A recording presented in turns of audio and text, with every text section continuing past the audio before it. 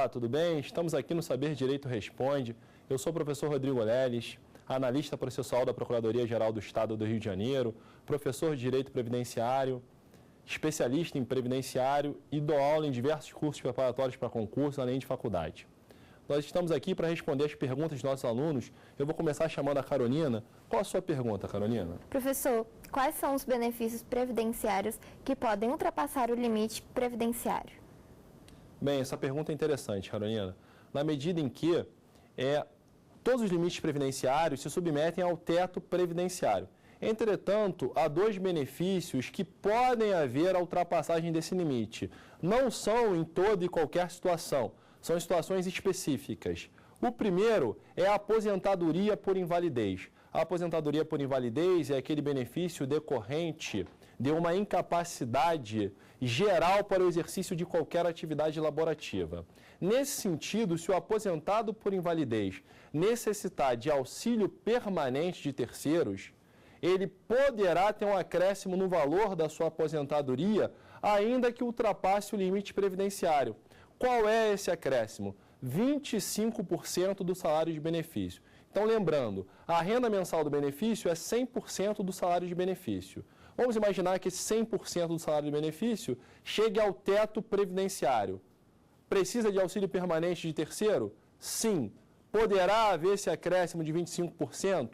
Com certeza. Então, o primeiro caso é esse caso específico da aposentadoria por invalidez. Nós temos ainda o salário maternidade, mas somente o salário maternidade devido ao segurado empregado e, consequentemente, ao trabalhador avulso. Aqui é a empregada e a trabalhadora avulsa. Lembrando aquela dica que sempre que o benefício for devido ao empregado, será também ao trabalhador avulso, em razão do artigo 7º da Constituição, que preconiza que os direitos sociais do empregado são extensivos ao trabalhador avulso. Nesses dois casos, empregada e trabalhadora avulsa, não há submissão ao teto previdenciário. Agora, cuidado, existe um limite sim. O limite é o subsídio mensal de um ministro do STF.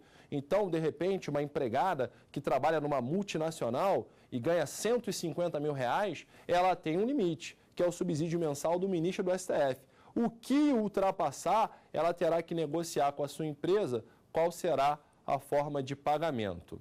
Bem, vamos responder a pergunta do Arik. Professor Rodrigo, para requerimento da pensão por morte, será exigido o tempo mínimo de casamento ou união estável? A pensão por morte, houve mudanças recentes, né? A MP 664 mudou tudo. E, recentemente, essa MP, que tem a sua validade até o dia 1º de junho, ela foi aprovada, mas com alterações. Então, ela foi convertida em lei com alterações. Então, primeiro, ela trouxe um período de casamento, né, que para fazer jus à pensão por morte tem que ter há 2 anos casado, ou há 2 anos em união estável, ou há 2 anos em união homoafetiva, contemplando também o parceiro homoafetivo. Nesse caso, menos de 2 anos, a MP 664 não facultava o direito à pensão por morte. Então, se era casado há menos de 2 anos, se vivia em união estável há menos de 2 anos, ou união homoafetiva há menos de 2 anos, não teria direito algum. Entretanto, com a conversão da MP em lei, houve uma alteração, prevendo uma pensão temporária. Então, continua a exigência de 2 anos de matrimônio, ou de união estável, ou união homoafetiva, só que, se houver menos tempo que isso, receberá a pensão pelo período de 4 meses, tá? Recebe a pensão de forma temporária. Agora, há exceção nesse caso, né? A exceção é quando o óbito se deu por acidente ou doença posterior ao casamento, à união estável, à união homoafetiva, ou se o cônjuge, o companheiro ou o parceiro homoafetivo sobrevivente sofreu um acidente ou está acometido de uma lesão, também posterior ao matrimônio, à união estável ou à união homoafetiva. Excelente pergunta, Arik. Professor, sobre o valor da pensão por morte, o que muda? O valor da pensão por morte também está nesse estado híbrido, né? A MP 664, vigente a partir de 1º de março de 2015, alterou o valor drasticamente. Outrora, o valor seria o direito, né, que o segurado aposentado por invalidez receberia caso lograsse essa aposentadoria. Depois veio a MP, medida provisória 664/2014, mudou esse valor, colocando que seria 50% do salário de benefício, mais 10% por dependente. Então, vamos imaginar que eu viesse a falecer no dia 1º de abril, deixando uma esposa e 2 filhos. Então, nós temos que calcular aqui 50% mais 3 dependentes, 10% a esposa, 10% filho 1, 10% filho 2. Chegaria a um total de 80%. Só que na conversão da MP em lei, esse valor foi alterado, retomando o valor anterior. Então, volta a ser o valor que teria direito caso se aposentasse por invalidez. Portanto, os dependentes terão um valor que o segurado falecido teria direito caso se aposentasse por invalidez. Grosseiramente falando, seria 100% do salário de benefício. Uma pergunta para complementar a sua: como ficam as pensões requeridas entre 1º de março e 1º de junho, que é a data da vigência da MP? Você, como estudante de Direito, sabe que a lei mais benéfica retroage para alcançar efeitos pretéritos, né? Porque é uma lei que melhora a situação. Portanto, é como se essa alteração de valor jamais tivesse ocorrido, permanecendo o valor antigo, 100% do salário de benefício. Vamos à pergunta da Carolina. Professor, a empresa ela pagará o empregado o salário maternidade? Olha, essa pergunta é muito interessante. Essa pergunta da Carolina vem atender uma novidade, é o MEI, né? Nós chamamos de MEI. Quem é o MEI? É o microempreendedor individual, é o microempresário individual. Esse MEI, ele é um empregador, tá? Mas tem toda uma dinâmica legislativa para fomentar a sua existência, já que disso se sabe que no Brasil o MEI, o microempresário individual, é um dos maiores empregadores do país, os pequenos negócios. Para facilitar a vida no MEI, o MEI está dispensado do pagamento direto do salário maternidade à sua empregada. Isso fica a cargo, essa função fica a cargo do INSS. Então, como é que funciona? Para toda e qualquer empresa, é ela que paga o salário maternidade à empregada e depois ela vai ser reembolsada através da GFIP, né, que é a guia lá de recolhimento previdenciário. Exceto o MEI, que em 2011 foi beneficiado por essa alteração, o microempreendedor individual, o pagamento do salário maternidade fica a cargo do INSS. Vamos à pergunta do Arique.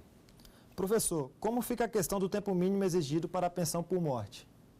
Bem, mais uma vez a pensão por morte, né, que sem dúvida foi o benefício que mais sofreu alteração, tanto no final de 2014, como no mês de maio, quando da aprovação da medida provisória com as alterações. Então, a pensão por morte em relação a esse tempo, né, passou a se exigir carência. Antes, a pensão por morte não exigia nenhuma carência. Agora, com a MP 664, a carência exigida passou a ser de 24 contribuições mensais. Só que houve a mudança da mudança. O que é a mudança da mudança? Quando da conversão em lei da MP, quando da aprovação em lei da MP, houve uma mudança. Ao invés de 24 contribuições mensais, foi reduzida para 18 contribuições mensais. Então, acaba ocorrendo 3 situações. De 1º de março de 2015 em diante, seria 24 contribuições mensais. Antes de 1º de março de 2015, não se exige contribuição mensal. Com o fim da vigência da MP, em 1º de junho, fica 18 contribuições mensais. Essa alteração é mais benéfica? É. Se é uma lei mais benéfica, ela retroage, certo? Retroage para alcançar a data da piora. Quando que piorou? 1º de março de 2015. Passou para 24 contribuições mensais. Então, hoje, nós temos 2 situações. Os óbitos ocorridos até 1º de março de 2015, com o consequente requerimento de pensão, não há exigência de carência. Os óbitos ocorridos a partir de 1º de março de 2015, se aplica a medida provisória convertida em lei alterada, ou seja, 18 contribuições mensais. Esqueçam as 24 contribuições mensais, porque isso é lex gravior e é alcançada pela melhoria da lei que reduziu de 24 para 18 contribuições mensais. Aproveitando o ensejo, vamos à pergunta da Marina. Professor, à luz da medida provisória 664 de 2014, quais foram as principais alterações sofridas pelo benefício do auxílio reclusão? O auxílio reclusão, eu brinco e chamo o auxílio reclusão de primo da pensão por morte. Por quê? Tudo aquilo que é aplicável à pensão por morte também é aplicável ao auxílio reclusão. As regras são muito semelhantes. Embora sejam benefícios distintos, o destinatário final são os mesmos. Quem são? Os dependentes. Lembrando que os dependentes se dividem em classe, Então, quais foram as principais mudanças do auxílio reclusão? Bem, primeiro, essa questão da carência, de 24 contribuições mensais, da ausência de carência, depois 24 contribuições mensais, hoje 18 contribuições mensais. No caso de auxílio reclusão, devido a cônjuge, companheiro em união estável e parceiro homoafetivo, aquela exigência de no mínimo de 2 anos, entretanto, se for inferior a 2 anos, recebe um auxílio reclusão temporário pelo período de 4 meses. Lembrar as exceções às questões dos acidentes. E outras mudanças também jurisprudenciais.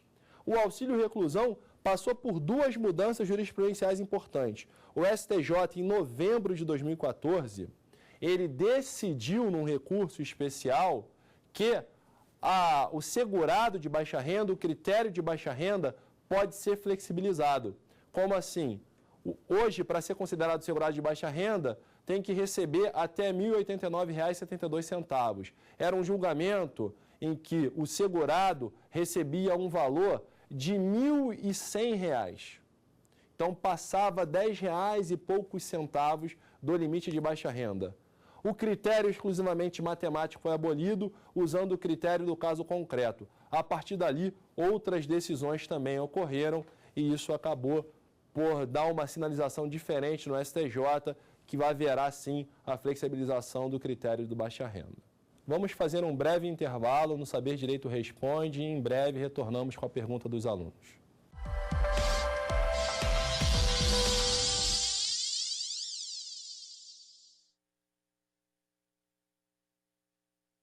Olá, nessa semana aqui no Academia vamos debater a tese do doutor em saúde pública, Fernando Aite. O estudo fala sobre a teoria geral do direito sanitário no Brasil.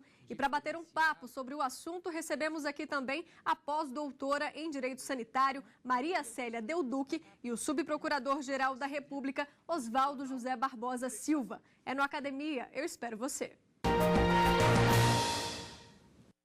O Superior Tribunal de Justiça vai promover uma audiência pública no dia 31 de agosto para debater o cálculo da renda mensal inicial dos benefícios nos planos de previdência complementar. Os ministros consideram o debate necessário para que o tribunal tenha cada vez mais informações úteis na solução de controvérsias.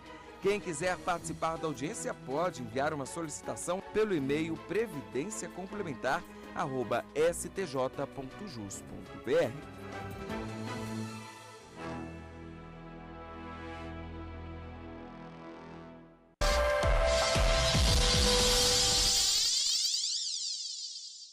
Bem-vindo de volta ao Saber Direito Responde. Vamos retomar as perguntas de nossos alunos.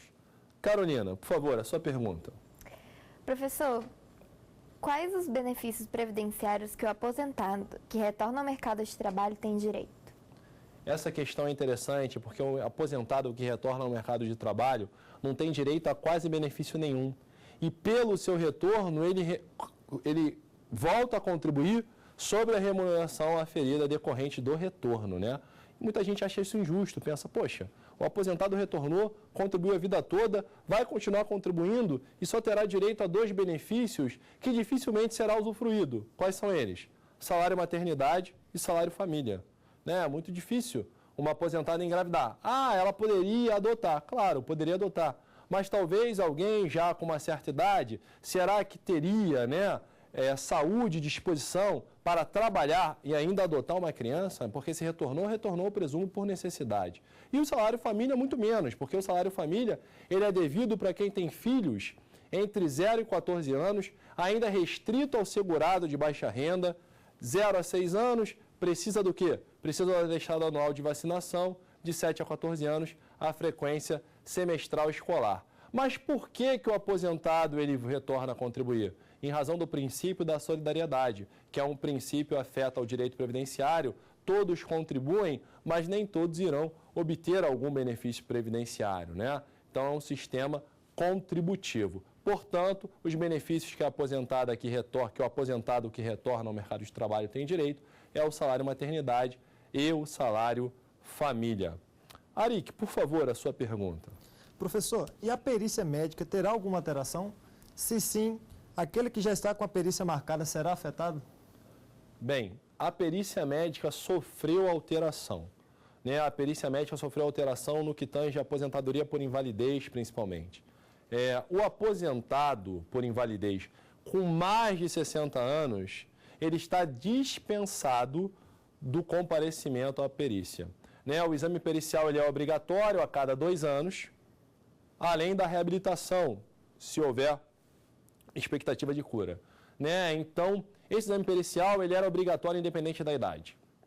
A nova lei, essa lei agora é de 2014, determinou que o aposentado por invalidez com mais de 60 anos está dispensado da perícia, exceto 3 situações: depender de auxílio permanente de outra pessoa, a questão da curatela e a requerimento dele próprio, né? Então, nesses casos, ele terá que submeter o exame pericial. Nos demais, não. Isso muda até a natureza da aposentadoria por invalidez. Ela passa a ser uma aposentadoria de caráter permanente para aquele que tem mais de 60 anos. Antes, a aposentadoria por invalidez era sempre a título precário, né? Então, houve essa modificação no exame pericial. E já há uma questão no exame pericial que é alta programada, lá do auxílio-doença, né? No COPS, que agora já há uma provável data estipulada de melhora, a fim de que não haja necessidade de retornar para a realização de um novo exame. E o idoso enfermo, ou seja, o idoso que está enfermo, ele tem direito ao atendimento domiciliar. Essa mudança também, uma mudança recente. Por favor, Marina, a sua pergunta. Professor, as mães adotivas possuem licença maternidade? Como funciona o tempo e as regras para isso? Bem, a mãe adotiva ela tem direito sim à licença maternidade. Até 2012, uma ação civil pública, né, de Santa Catarina veio a mudar isso, dependia da idade da criança. Se a criança tinha até 1 ano, tinha 120 dias. Se a criança se a adotante, né, se a criança adotada tinha entre 1 a 4 anos, 60 dias. Se a criança tinha entre 4 e 8 anos, 30 dias. Com a ação civil pública de Santa Catarina, houve uma modificação. Independentemente da idade da criança, ou seja, a criança até 8 anos, o tempo seria 120 dias. Houve a lei 12783, que adotou o conceito do ECA e os 120 dias eram para crianças adotadas até os 12 anos de idade. Então, hoje, o direito, né, ao salário maternidade é por 120 dias quando a criança adotada tem até 12 anos. Lembrando que, recentemente, esse direito foi estendido ao homem, tanto no caso da adoção monoparental, como a casais homoafetivos, a 2 nubentes, né? Então, um dos parceiros homoafetivos terão direito ao salário maternidade por 120 dias em caso de adoção. Tá? Então, a adoção passou por essas mudanças. Realmente, a sua pergunta ela foi muito inteligente. Essa pergunta certamente visitará grandes provas, concursos aí para membros de poder. Vamos à pergunta da Carolina, por favor. Professor, o que ocorrerá com o benefício do auxílio reclusão caso o segurado de detido ou recluso venha a falecer na prisão?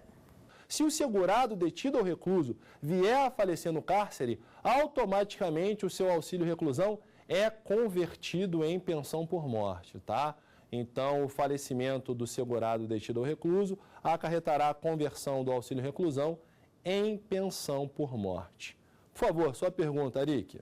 Professor, quais são os direitos assegurados por lei à gestante? A gestante ela tem diversos direitos, né? O primeiro é o salário maternidade. Esse salário maternidade é por um período de 120 dias. Quanto à data de início do benefício, o fato gerador desse benefício é o parto. Só que retroage ao 28º dia anterior à data do parto. Esse período de 120 dias, ele pode inclusive vir a ser aumentado. Mediante atestado médico específico, pode ser aumentado 2 semanas anterior ao 28º dia antes do parto, ou 2 semanas posterior ao término da licença, ou em ambos os casos, desde que haja um atestado médico específico indicando, sugerindo esse aumento por alguma razão de ordem médica. Além disso, a gestante pode ocorrer o aborto não criminoso. O aborto não criminoso é aquele ocorrido até a 22ª semana. A primeira espécie é o aborto espontâneo, aquele que decorre, por fatores naturais. Mas existem abortos que também são considerados não criminosos. Primeiro é o aborto permitido pela legislação penal, resultante de estupro. A gravidez resultante de estupro legitima a gestante que ela realize o aborto. Nesse caso, sendo considerado aborto não criminoso, também terá direito ao salário maternidade. E a discutida questão do aborto de feto anencéfalo, O feto anencéfalo é aquele feto que não tem cérebro. Provavelmente ele irá nascer, respirar durante umas 8 horas no máximo e vir a falecer. Mas nesse caso, a construção jurisprudencial é que esse aborto só é legal se permitido judicialmente. Então, nesse caso, também haverá o direito ao salário maternidade.